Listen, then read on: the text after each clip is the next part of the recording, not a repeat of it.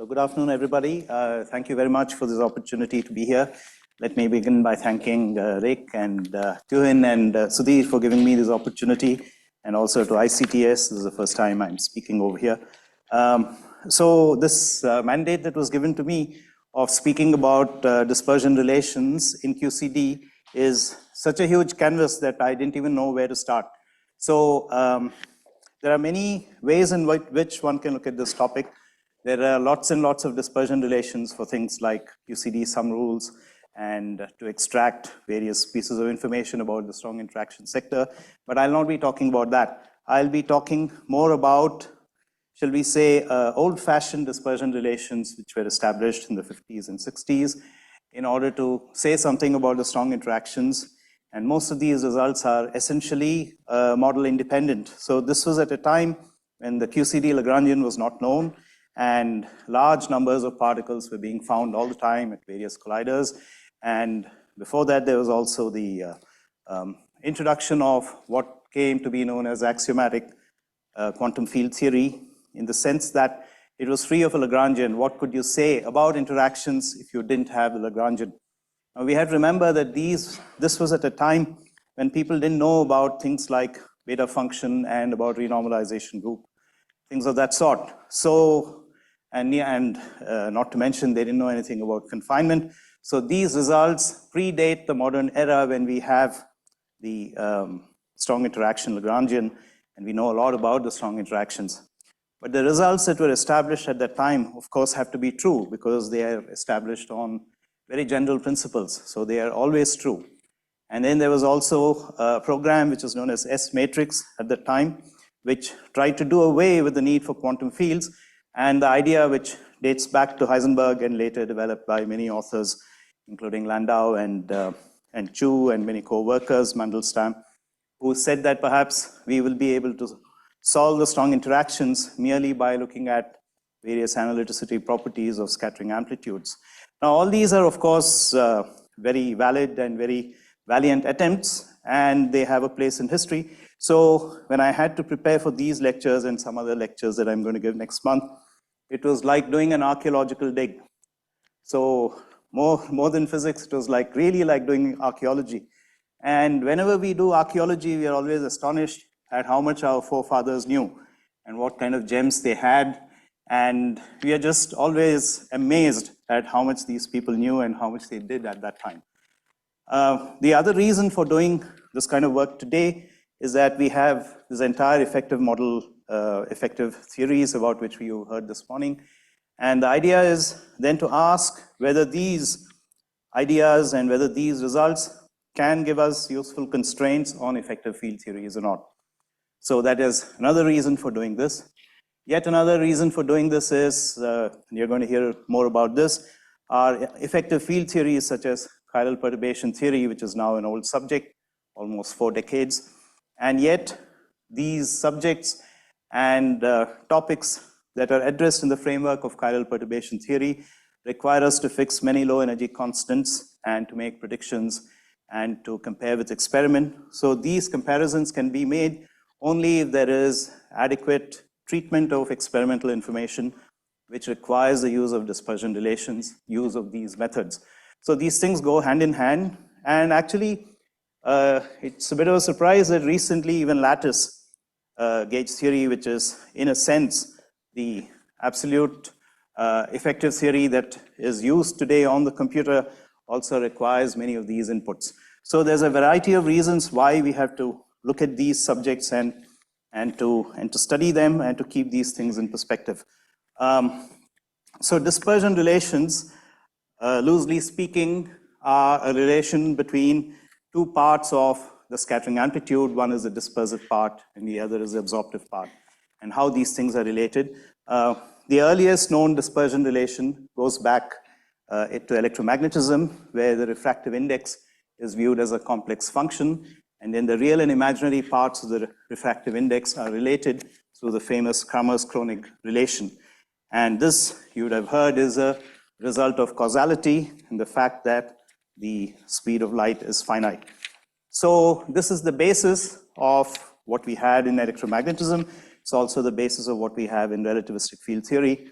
notions of microcausality and locality. And these are the notions that come together to give us properties for the objects of interest to us, such as, say, the form factor or scattering amplitudes. And this tells you that you can view, let us say, let's take an example, you can view the scattering amplitude as a complex function of complex energies, and in the physical region, it's a boundary value of such a complex function. Okay? So that's the crucial link between all the things that I've been saying over here. And if you're in the physical region of a real scattering, there the scattering amplitude will have a real part and it'll have an imaginary part. If you have a real part and an imaginary part, these will get related to one another because of the existence of dispersion relations. So that is one of the key words that you'll be hearing in this, any kind of a discussion of the type that I'm doing over here. There are two other notions that go hand in hand with analyticity. Analyticity is, of course, a word from mathematics, which says that we are talking about functions which have very nice behavior, and about a point, say in the complex plane, it has a nice expansion. You know the value of the function, you know the value of all its derivatives, and then you can apply the results of complex analysis. That's the reason why it is interesting, analyticity. And then we can use well-known theorems such as the Cauchy's theorem, Cauchy residue formula, all these things to evaluate values of these functions at various points of interest to you. But what you do know about analytic functions is that they have a limited domain of convergence, that if you have a certain expression, doesn't mean that you can evaluate it everywhere. So then you need other methods of mathematical physics to be able to extend the domain of analyticity and to carry out analytic continuations.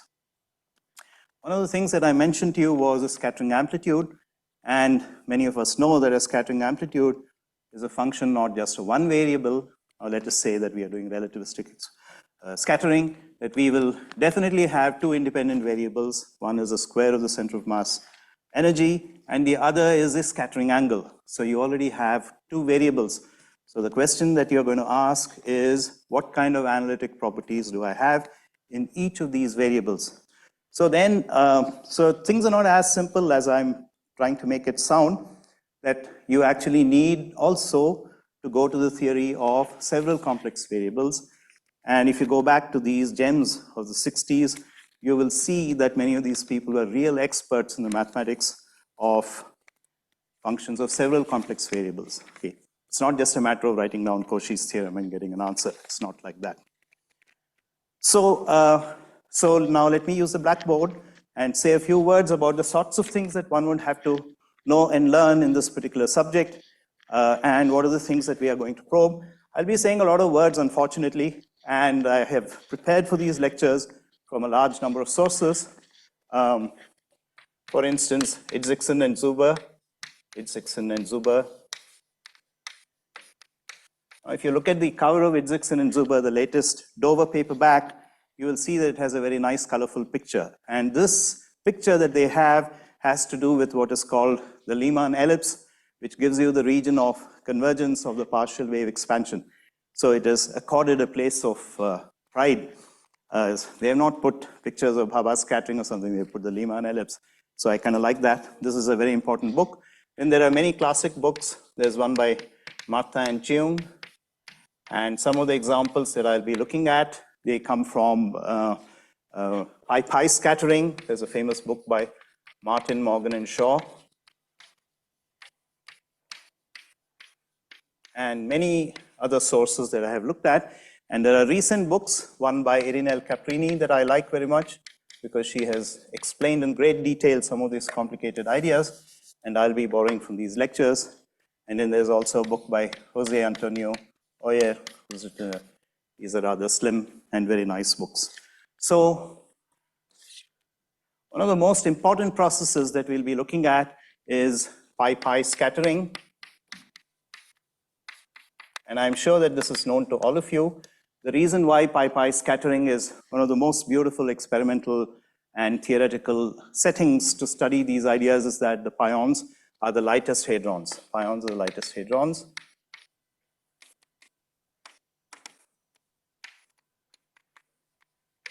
and we have 3 of them. We have pi plus, pi minus, and pi 0. The mass of the pi naught is somewhat smaller than the mass of the pi plus. This is because of the electromagnetic mass splitting between the two. And the full pseudoscalar octet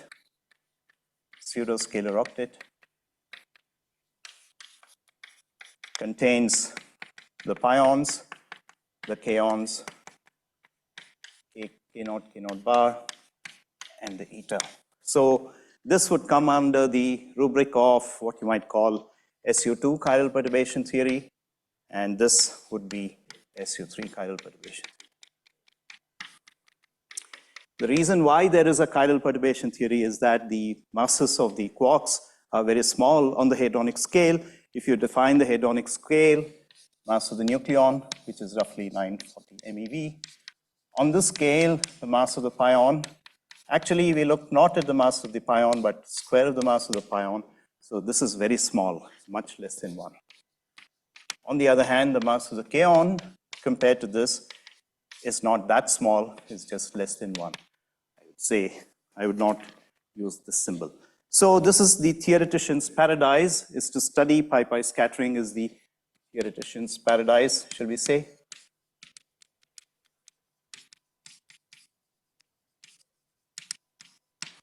And our attempt is to be able to relate various properties, let us say the real and imaginary parts of pion scattering amplitudes.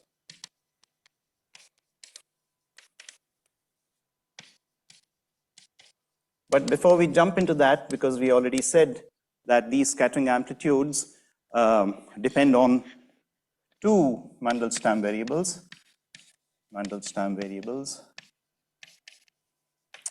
Let's say P1 plus P2 squared, which is S, and T, which is P1 plus P3 squared. Let's consider some simpler examples to be able to motivate dispersion relations.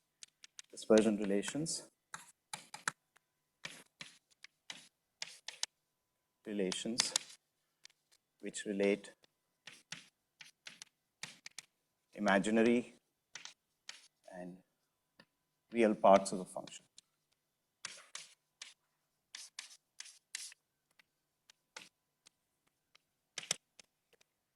This pin drop silence. Does it mean everybody is asleep?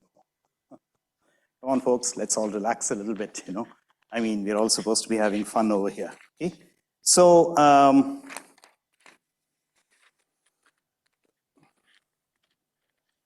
let me start with a simple example and let me look at one of the papers that I also used for my preparation. This is called Introduction to Dispersion Relations. Introduction to Dispersion Relations by Zwicky.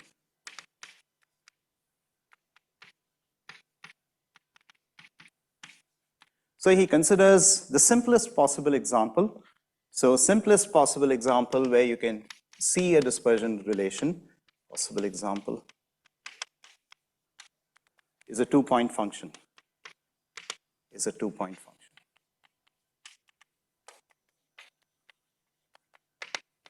Now somebody has to tell me there is one mass in this problem. So let us say that there is, it's a physical system with only one mass,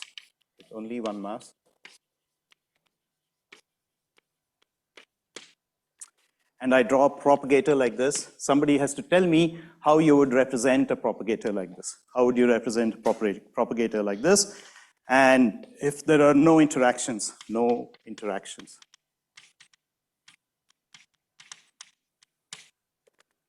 Now, none of you would quarrel with me if I said that this is going to be, let it carry a momentum P, let's say, P squared minus M squared plus I epsilon, like that. Okay? Now let us ask, supposing you wanted to express this. So this is in a non-interacting theory.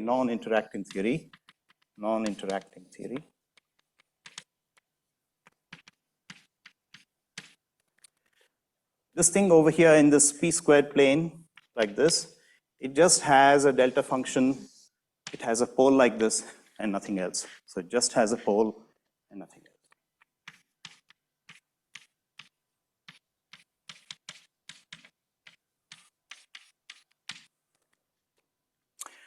Now let me assume that there are some interactions.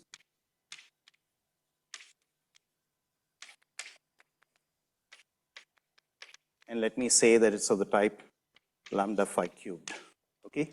Now somebody has to help me and draw a correction to this 2-point function due to the presence of this at one loop. Can somebody help me with that? If people are going to be this quiet, I'll also stay quiet. We'll all stay quiet together for the next hour. Anybody, can you please tell me, do you agree if I drew something like this? Because it's a phi cubed vertex, that this is fine? Now I need to evaluate this. And I just thought, and Tuhin wrote to me saying that you should work out everything on the blackboard and keep this as simple as possible. So let me do a simple calculation in great detail so that at least in this course, we have done at least one loop calculation in this course, okay? Now somebody has to help me with this and tell me how I'm going to evaluate this, okay? Somebody, anybody? Oh my God, I've lost some of my sheets. Go and look for them. While I'm looking for them, somebody has to tell me, here it is. Okay.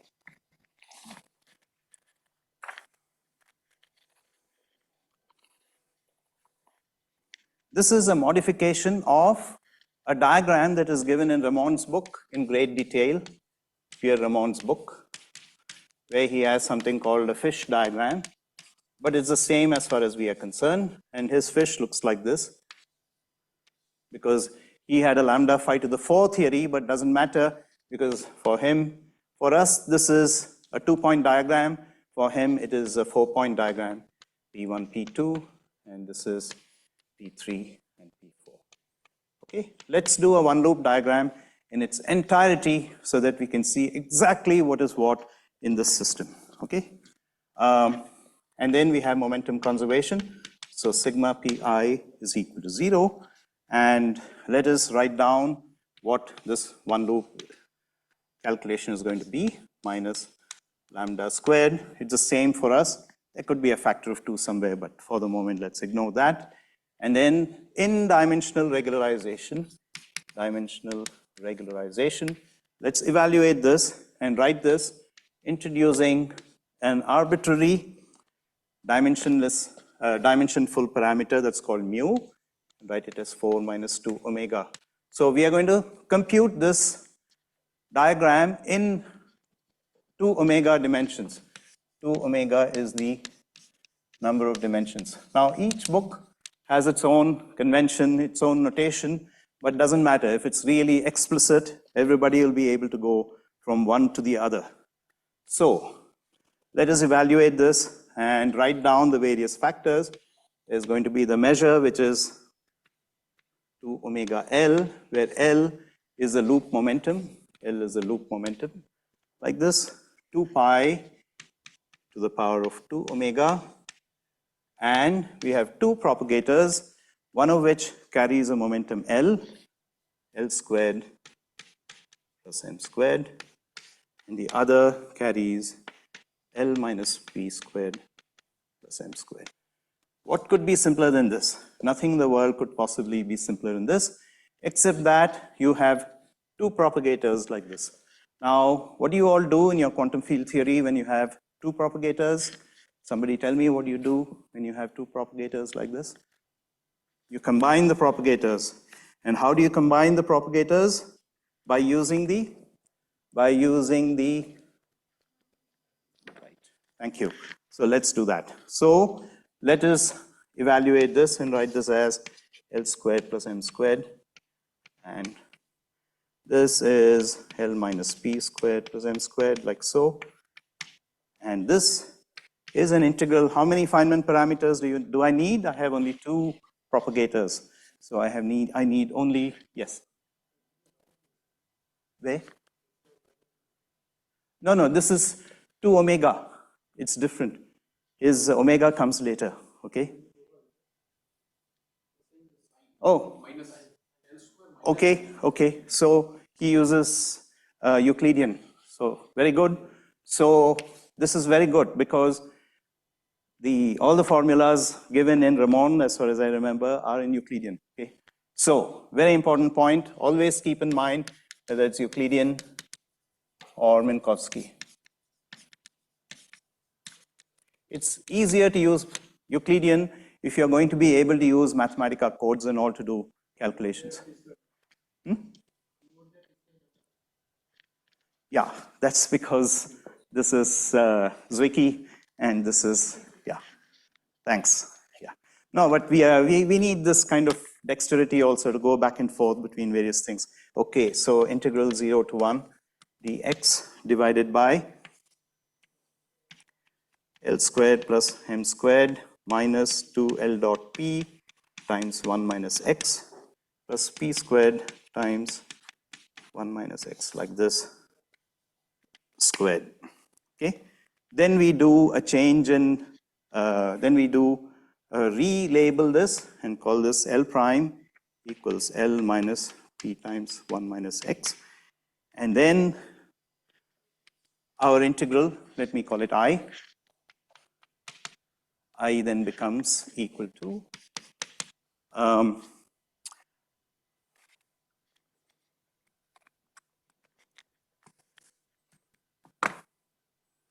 lambda squared by 2 mu squared to the 4 minus 2 omega integral 0 to 1 dx integral d to the 2 omega divided by 2 pi to the 2 omega 1 by L.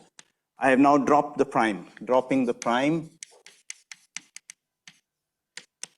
So this is L squared plus m squared plus p squared times x times 1 minus x.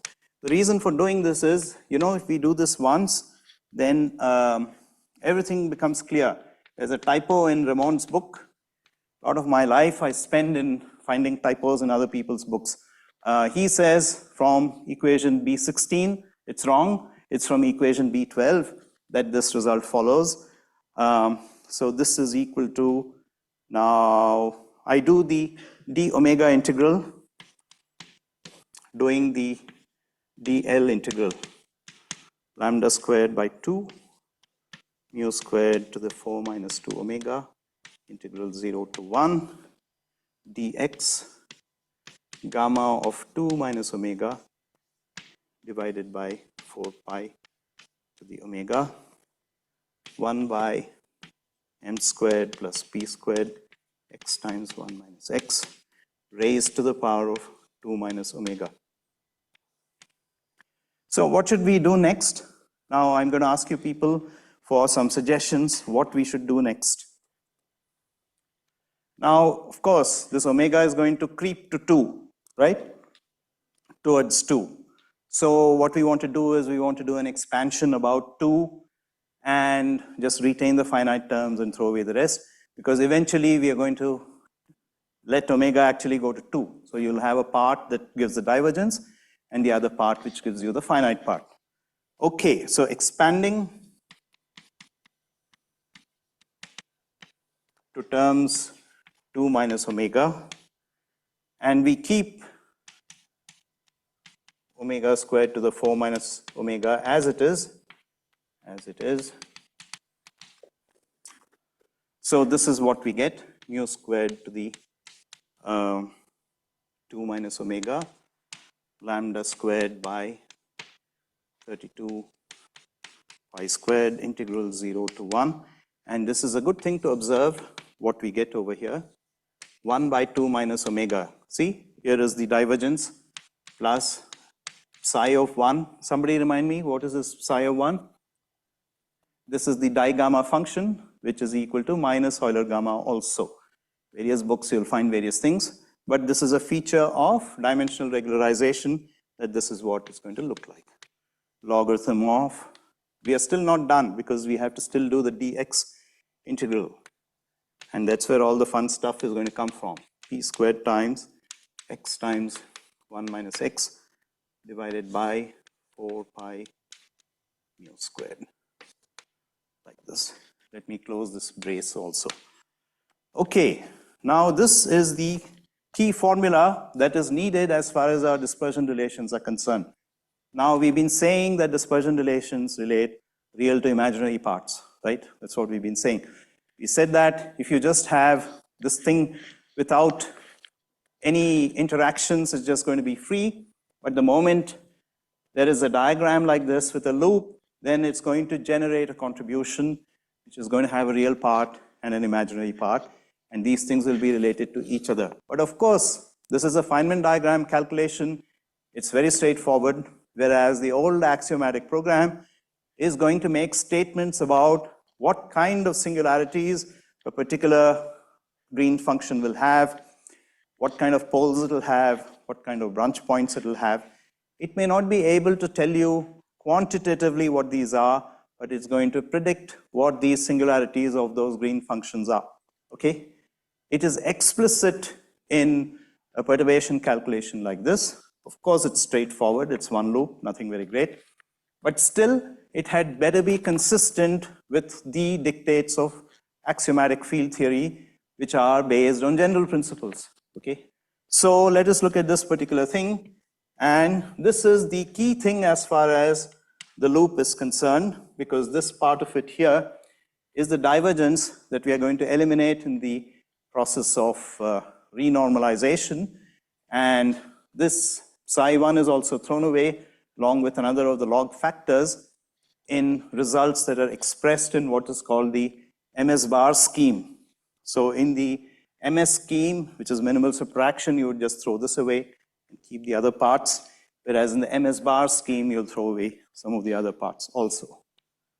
So dx, so this is the crucial one loop integral, which is going to make an appearance again and again, irrespective of what we are going to be doing, whether it's the 2-point function, or whether it's a form factor, or whether it is scattering amplitudes, okay? So x times 1 minus x, like so. And then this is an integral that I can perform very simply using, say, Mathematica or any one of these things, 1 plus a, and this is logarithm of square root of 1 plus a plus 1 divided by square root of 1 plus a minus 1. And this is the nice friendly logarithm that is going to generate the imaginary parts for us. Whenever there's a logarithm with a negative argument, it's going to generate an imaginary part which is equal to I pi, right? I mean, imaginary part is pi. Okay, so then the final answer for us is mu squared times 2 minus omega lambda squared by 32 pi squared. Now these are also things that you will always be seeing, always these factors of 1 by 32 pi squared, which show up in one loop calculations. It's just so in 4 dimensions where we live, it's like this. So here it is plus psi of 1, and when you rewrite that, you get a plus 2 plus logarithm of 4 pi mu squared by m squared. Now if you look into Zwicky's paper, he won't have any of these things. He doesn't have these things because he is working in the MS bar scheme, okay? He doesn't say it, but should you check it, you will find that he just has a 1 over epsilon like this, and these are not present in his minus. And this is the crucial thing which generates the imaginary part. And I'm going to ask you where this imaginary part is going to start, for what value of p squared is it going to start, and that is what is going to give us information on what kind of singularities you expect in axiomatic field theory. Also, of course, we are not going to prove any of those things, but we are just going to say that it is like that. Now, one of you, I've got a bad throat today and I'm still talking continuously, so I'm going to take a break and I'm going to ask you people to tell me at what value of p squared do we expect to see the rise of an imaginary part, terms of the order of 2 omega, like that. Where is my square bracket? Okay. Do not cross, sounds like a very serious order. So I think I'll draw a line like this, do not cross. Does it say do not cross to me, or not suppose my chalk piece is not supposed to cross? Now, one of you, some of you, all of you, please tell me when is the imaginary part going to be generated for p squared less than something, p squared greater than something, along the real axis. At what point do you see the rise of an imaginary part? Okay. Please look at this. Somebody tell me why there should be an imaginary part at what value of p squared.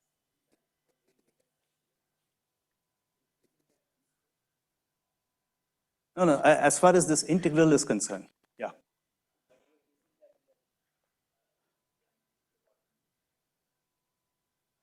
This is just a generic formula that I've used, but for us, A corresponds to 4m squared by p squared or something like that. I don't know, actually. Yeah.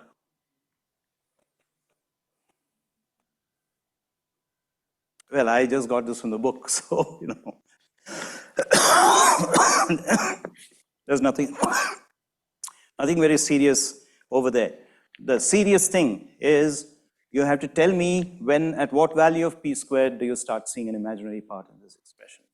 Now, unless somebody answers this question, well, I can plant one of my former students in the background and tell them to answer it. Yeah. Can you tell me at what value of p squared this will generate an imaginary part? It's the logarithm that's going to generate an imaginary part in these things which are going to generate imaginary parts here. Unless, of course, I messed up the signs of, I don't think so. I think it's all right. Okay, let me tell you, for p squared greater than 4m squared is when we will have an imaginary part.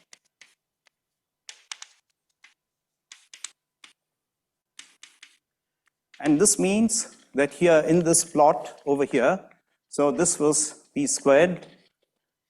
Out here at 4m squared is where the imaginary part is going to develop. And this is where you're going to have a branch cut over here. So you'll have a branch cut starting here at 4m squared. And in general, you expect that this is going to, this thing, I need to write something known as a spectral representation, which I'm not going to. Spectral representation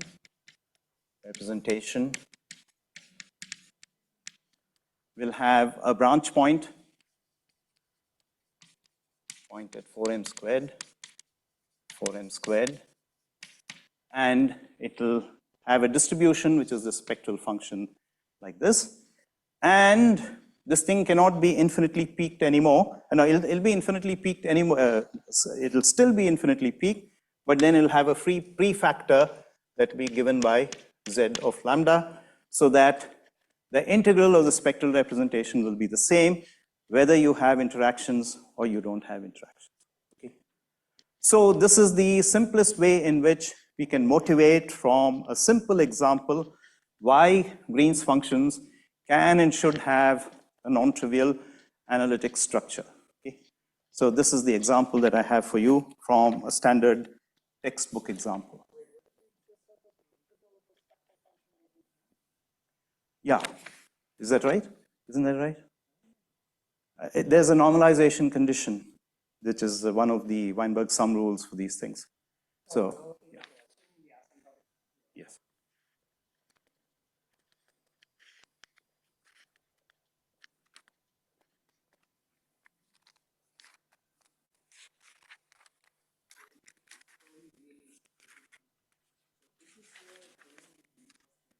Yes, yes. Yes, yes. Yes, oh, okay. That may be solving all my difficulties with the signs. Thank you. Yeah. Okay, folks, so, you know, there's a little bit of a puzzle for you, especially my friend with the hood. So the Euclidean Minkowski plus squared, plus m squared, minus m squared, all these difficulties, you know. So, see, I have prepared from a variety of sources, but I couldn't keep track of all the conventions in all these books. But it's not very difficult to settle all these things.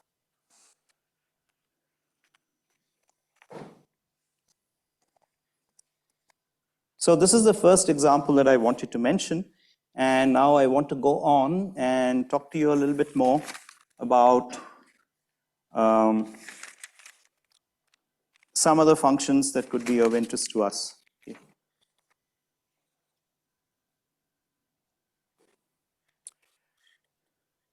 The other thing to keep in mind is here, this particular diagram that you have is something that can be cut. So please note that this whole business of generating this branch point and generating the imaginary part is associated with the fact that you can cut this diagram and say that this is actually somehow the square of this production process. So this is somehow, you can say loosely speaking, that this diagram is a square of this production process.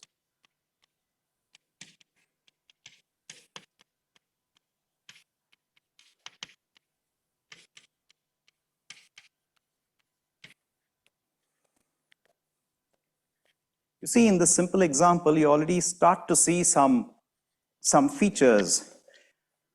At this point, at the level of 4m squared over here, this is a completely elastic process. Supposing you are at 4m squared is less than p squared is less than 16m squared. So this is the elastic region. Okay. You cannot produce any more particles. You can only produce 2 particles if your p squared is lying between these 2 things. So such a situation is called a region where the process is elastic. So what you have over here in this is that you have a sum over all possible intermediate states over here that is constrained by the kinematic constraint over here. So the square of this production process over here is actually what allows you to introduce a sum over intermediate states.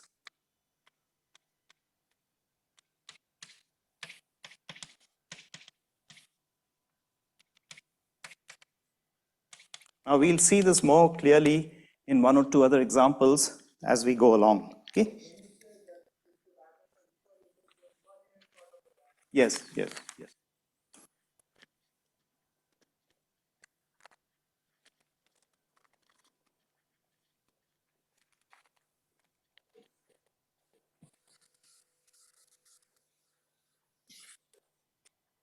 One of the other key books that I have prepared my lectures from is a really classic book. It's the famous book of Martin and Spearman. I have not come across a better book than this, which explains all the fundamentals of particle physics. Of course, you have to realize that this book was written in 1970 or so, before the advent of gauge theories, which was, of course, a game changer. But still, all these basics, like kinematics and notions of unitarity and analyticity and all, they are really, really well taught in that book. Okay? I strongly recommend that book if you want an introduction to these things. Want to go back and work out exercises.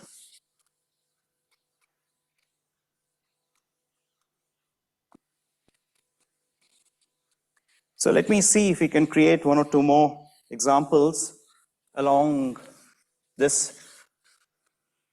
So I hope that you're now convinced that if you take up a simple example like this, and if you introduce a simple interaction like lambda phi cube, you immediately start to see the features that you want to see. But of course, you may say that this is a very artificial interaction. I would like to study something more real, more concrete, such as an effective field theory of the standard model, for instance, chiral perturbation theory. The question that you could ask is this a swindle that only in a very specialized theory like this, you get properties like this? So let us consider a different green function. Let us consider what the result looks like in, say, chiral perturbation theory, which is as good a effective theory as any, and see what kind of property shows up in some very nice observable of interest to us. Now, I want to stop here and see if there are any more questions. I mean, this is all so simple, I assume that there are no questions. Okay. The reason for doing this thing in great detail, even with all these difficulties of Euclidean and Minkowski and so on, is that this kind of one loop thing can be used in other examples also.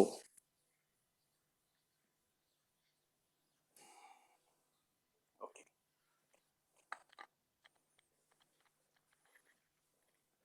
Now let me get a little more formal and try to explain these things in another context. Let us say I define an S matrix. S matrix is going to take you from an initial state to a final state. SFI, S matrix element, is the matrix element of the scattering matrix from a given initial state to a certain final state, SFI. Okay, good. So now I want to impose unitarity. I kept using the word unitarity again and again without ever saying what is unitarity. Unit, of course, means one. So unitarity means it's an adjective of or pertaining to one. So let us write down one on the right-hand side. But I don't want to write it as one, but I want to write it more in terms of more fashionable symbol. Let me call it Kronecker delta Fi, and then I say that the sum of S, F, and I sum over all possible intermediate states, Sn dagger of Sni is equal to 1. Okay? So this is my statement of unitarity, which says that the scattering matrix must be unitary. Why should it be unitary? Because this is nothing but law of conservation of probability. So this is just conservation of probability. Conservation of probability, like that. Okay, good. Supposing there were no interactions, yeah. N here is sum of all possible intermediate states, depending on a particular theory, depending on the spectrum of that theory, etc. Whatever is allowed by other laws of conservation, such as conservation of momentum to start with. I mean, as we said in that case, if p squared is between 4 and 16, there's no other intermediate state allowed. But if you're between 16 and let us say 64, it could be 2 particle, 4 particle final states. Then if you have more than 1 particle in the system, mass is small m and capital M. If you're above the threshold for producing 2 particles of mass capital M, then that is also included in the sum. Okay? So it is just what is allowed by the theory that you're working with. If it is the entire pseudoscalar octet, that's your theory, then the intermediate states are production of pion pairs, kaon pairs, etc., subject to all the other conservation laws such as strangeness.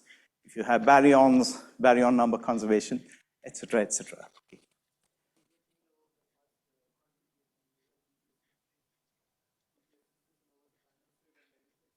Yes.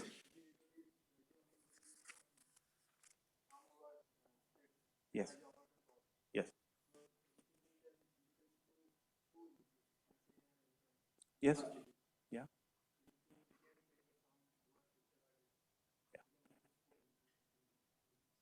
The S matrix element, I and F, is initial state. We're not saying anything about what that initial state.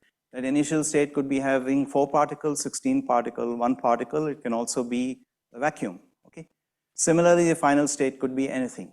So we are asking what is the, so the S matrix is a most, it's like the universe. Okay, it contains everything in it. All particles, provided you have enough energy, etc., etc.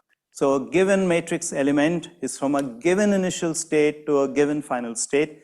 The S matrix is just a notional thing, which when you put it, sandwich it between a given initial state and given final state, is a S matrix element. Okay, so maybe I should have said it's a S matrix element that is of interest to us. Hmm? Yeah.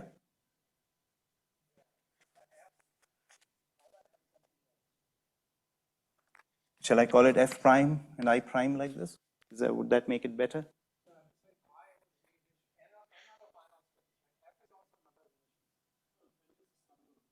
N is summed over. It's yeah. Oh, you mean it should be transposed? S. Yeah. Oh. So now you go I to N, which is the final state, and then you go N, which is the S dagger, N is the final state, and what you're calling abstract is another initial state. So you call it I prime N, N, I. You mean I should flip this and call it IN? The other one. IN. And then I prime. Okay. Oh, delta I prime. Yes, it's a kind of mixed notation. Okay. Okay. Yeah. Yeah. Yes. Actually, the next step is the more interesting thing. Supposing there's no interaction at all, what would I be?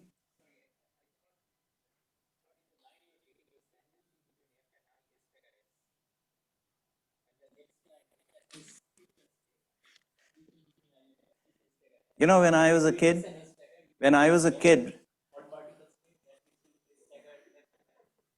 me tell you my life story. When I was a kid, it was a very long time ago, when we would go to doctors, the doctor would always carry a kit like this with all kinds of life-saving drugs and syringes and so on. So I have here Martin and Spearman, which is life-saving as far as I'm concerned.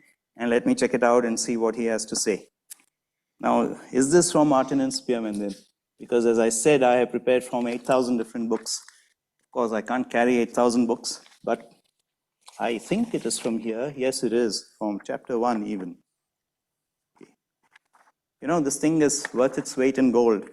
And it once belonged to our Rajaraman, you see? So its value is even higher. We could sell it on eBay and make a real profit, if you ask me. Wait a minute. But before I do all that, where was I? Yeah.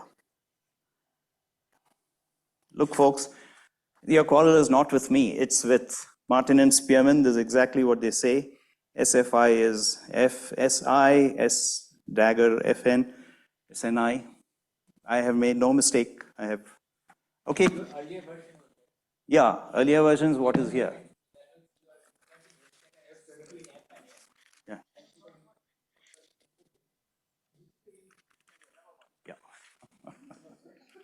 This is a kind of quasi difficulty. Okay, so this is actually not so interesting. And let me ask the question the third time. If there were no interactions, what is S? If there were no interactions, see, I have brought my own boys here.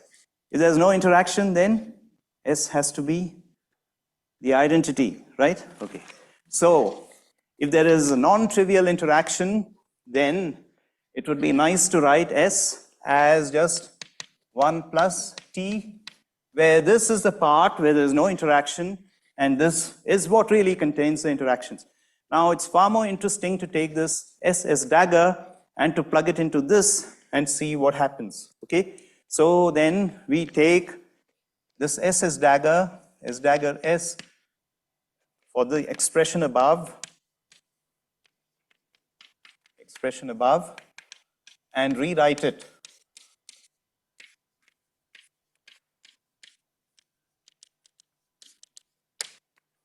So when you take S dagger, it's going to become a 1 minus T, okay?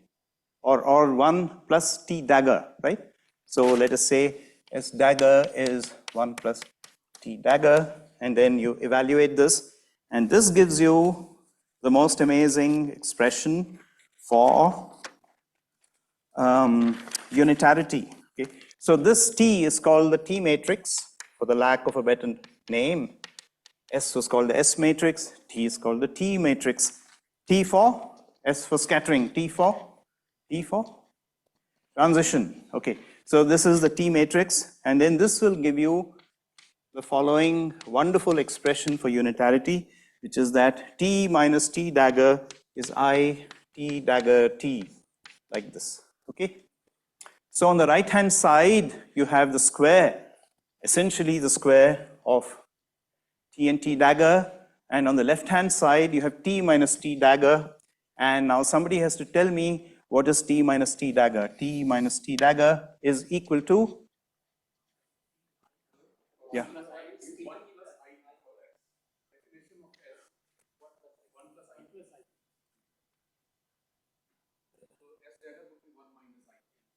Yeah, you mean here? No. This is all the notation of Martin and Spearman. Okay. Yeah, right. Yeah, what's the problem?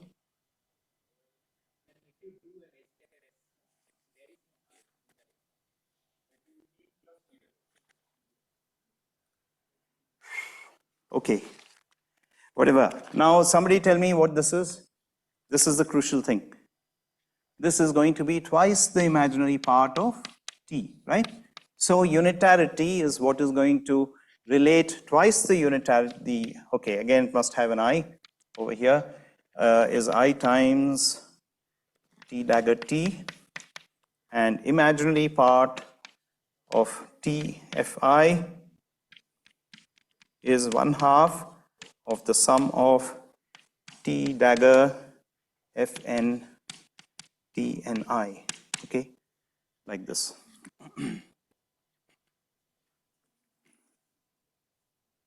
Now let us see how this manifests itself in some process of interest to us. Okay. So let us consider the pion form factor. Consider the pion form factor.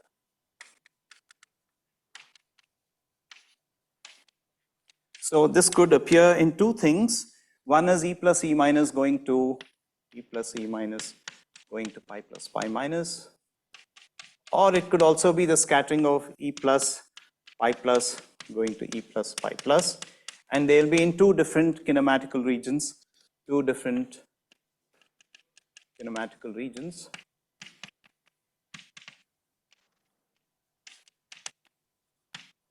Which are related by crossing. Are related by crossing.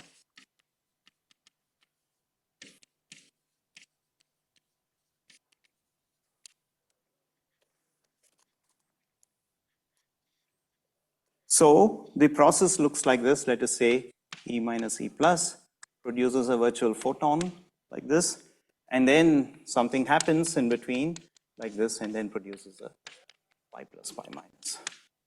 And let us say that the momentum here is q squared like this, and then the cross section is proportional to f of q squared like this. Okay. Now this is not something that you can calculate in perturbation theory because it's a strongly interacting theory, and this is a region where you cannot use QCD, and this is to be obtained from experimental measurements.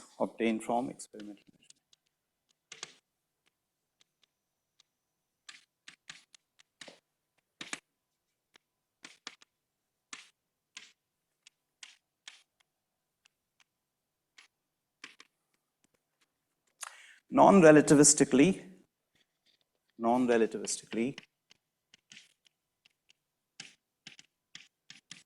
the form factor, this object here is called the form factor. This is called the form factor. And you must have come across this in your particle and nuclear physics courses. Non-relativistically, the form factor is the Fourier transform of what? Fourier transform of charge distribution. Of a charge distribution.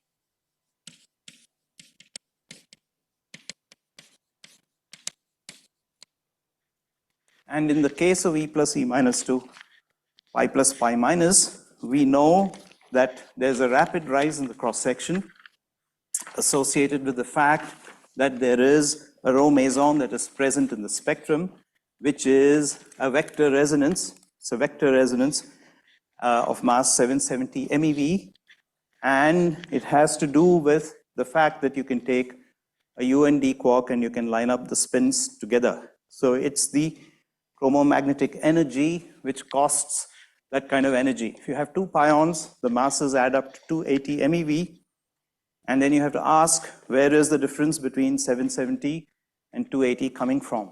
That is coming from the fact that you have to line up the quark pairs to give you a J equals 1, L equals 1 state, and L equals 1 state.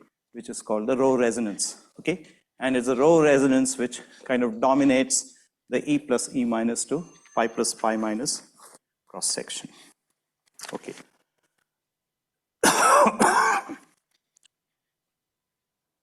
So for Q squared less than 0, so I said that there are two different kinematic regions.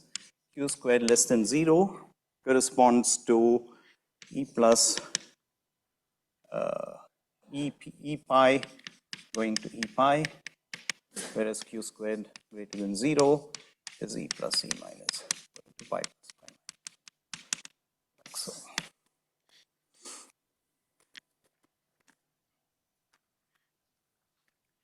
now this thing here is supposed to exhibit, the question is, how does this exhibit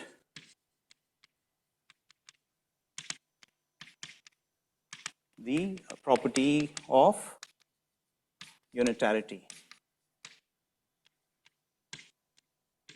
That's the question that I want to ask you. And in order to do that, I evaluate this thing in chiral perturbation theory, and then one of you has to tell me why it has a property that I'm searching for. Okay. I already said that this is a p wave and L equals 1. So this here, obviously the photon is a J p equals 1 minus, and this here is dominated by the rho, which is also Jp equals 1 minus, like that. Mass of the rho is roughly 770 MeV, and the width of the rho roughly is 150 MeV. Sorry for writing things at 45 degrees. Yeah. You can introduce vector mesons, which basically contribute and saturate the effective low energy constants of chiral perturbation theory. That's one way of doing that.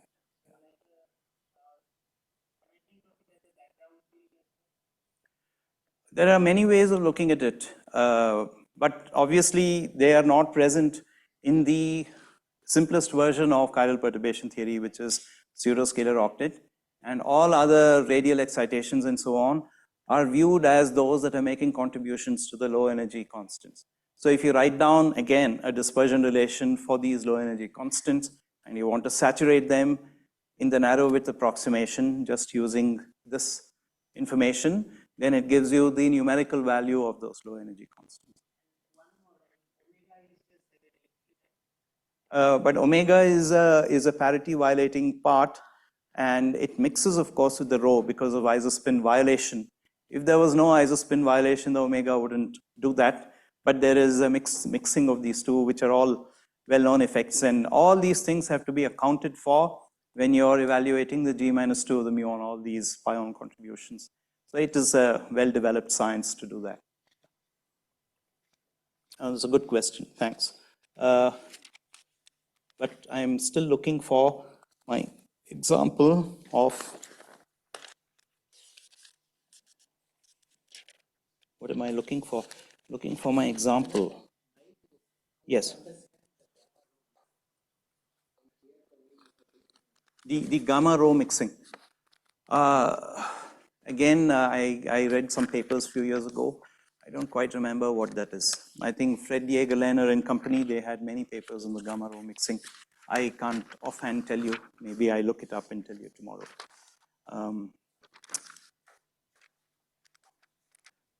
No, there is, I'm just looking for my notes on the, yeah, this one.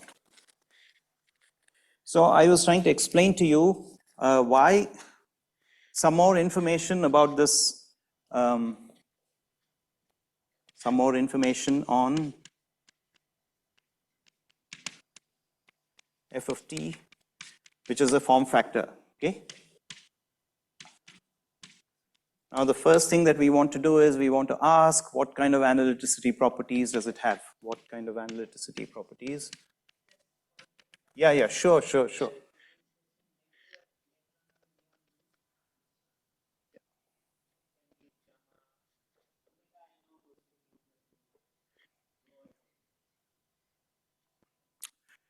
What kind of dispersion relation does this obey? What kind of dispersion relation?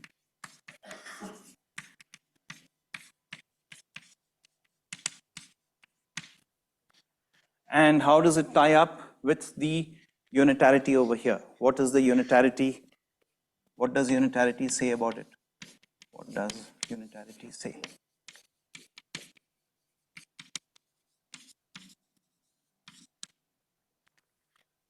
So if I say that I want to know what kind of dispersion relation, what kind of analyticity properties I should have, the first thing I should draw always whenever I want to do anything to do with analyticity, of course, yes, yeah. T is Q squared. Yeah. Sometimes called Q squared, sometimes called T. Yeah.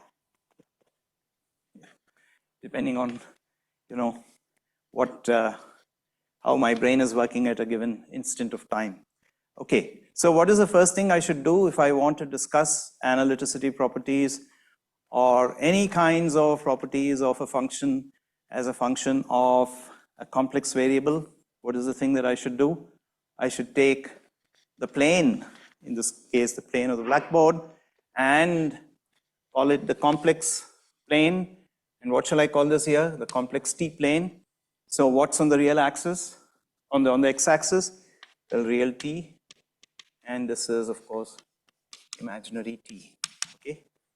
Now this statement that we had over here, of course, was sort of written for any initial state and any final state. It is not necessarily for scattering of two particles into two particles. It could well have been a pi plus and a pi plus that is created by the electromagnetic current and so on.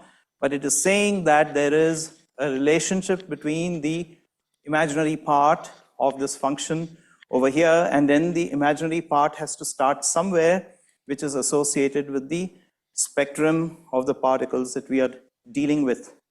So here we have a situation where the particles that we are working with are pions, are the lightest particles, and therefore the singularity that we have is something that should be associated with the mass of the pion and with production of two pions at least.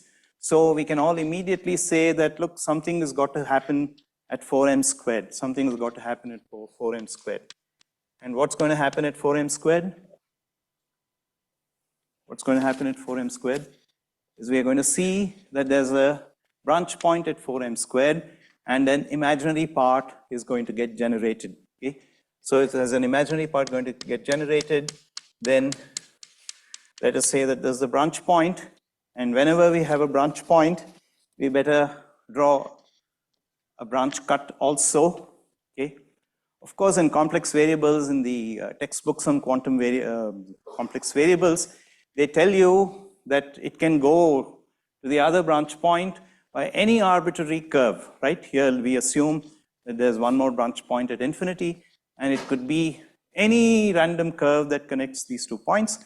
But because this is a physics problem, and we will be doing our measurements at real energies over here, and the functions that will be of interest to us are those whose properties we want to know in the physical region, which is the region from here as the energy increases. And we also have analytic functions such that when they come from above to the physical region, that gives you the physical form factor. Okay? So there's an analytic function that is defined all over the place over here in the cut plane, so that when you come and you hit the branch, this branch of this function over here, branch cut, from above, that will give you the value of the function physically, okay? So that's the reason why we choose the branch cut to be the real axis, starting at 4m squared, going to infinity. We don't take it in the opposite direction over here, because here the function is real, okay? Function is real, so it doesn't make any sense to have the branch cut over here. I think that this is an excellent point to stop, and then we'll come back and pick up on this. Also sort of losing my voice, so.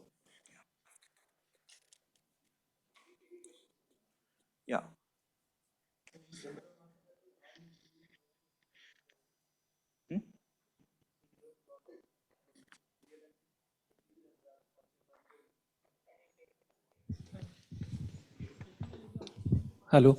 Yeah.